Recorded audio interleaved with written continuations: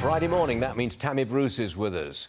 This effort by the Democrats to push Biden aside, it's gaining steam. I hear more and more about it every day. Yes, and I think that there's something to Rogan's comments, because keep in mind, all of this that Biden has been involved in, all the Bidens, has been known by various people and has been successfully kept quiet, right? The media's not moved on it, that nobody's been talking about, the Republicans certainly haven't.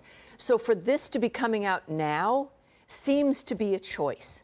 And it's certainly, I don't think the Republicans, they're still gazing at their navel, trying to figure out what to do about Trump. They haven't even really looked at the nature of stopping Biden's destructive policies. The nature of, and my column today looks at the lack of empathy, right? That this is not just circumstantial. This is a core kind of hole in someone's soul. When a tragedy like the Maui wildfire, we can't even call it a wildfire at this point, but that you don't even know what to say, or you have no comment. That's not normal, and it's not because of dementia or mental cognition issues, or it's a choice, and we've seen it throughout his decisions.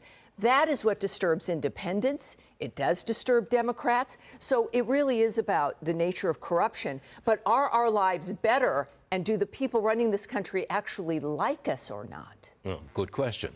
What's the mechanism by which Democrats or anybody could get him out? Well, they could pressure him. Obviously, the system itself, he's got a core of people that want to stay in power. They like running the White House. So they're maybe not interested in having this change. And they believe, because of their Trump derangement syndrome, that, anybody could beat Trump. That's why what they're thinking. They are once again underestimating him, and they're underestimating the American people, because we're not out rioting. But they must understand that we see what's going on. You see it in the polls. The Democrats don't want him to run again.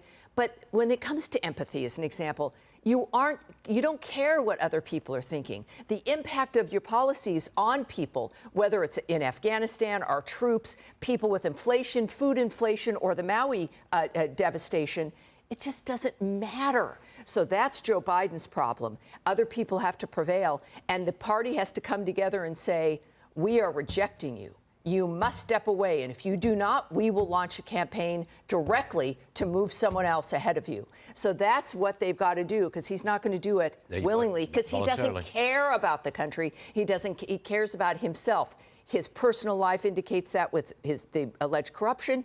And, of course, the way he's treated this country in the last 2.5 years also is an indication of that. Politics is just fascinating, isn't it? Especially the politics today. Yes. Fascinating. How is it the worst people have all the power and are, rubbing our faces in it? How does that happen? We can fix that. Okay. I have no opinion. No. Right. The taciturn Tammy Bruce. Not quite. It's a good word. I just invented it. It is a great word. Yeah, thanks, Tammy.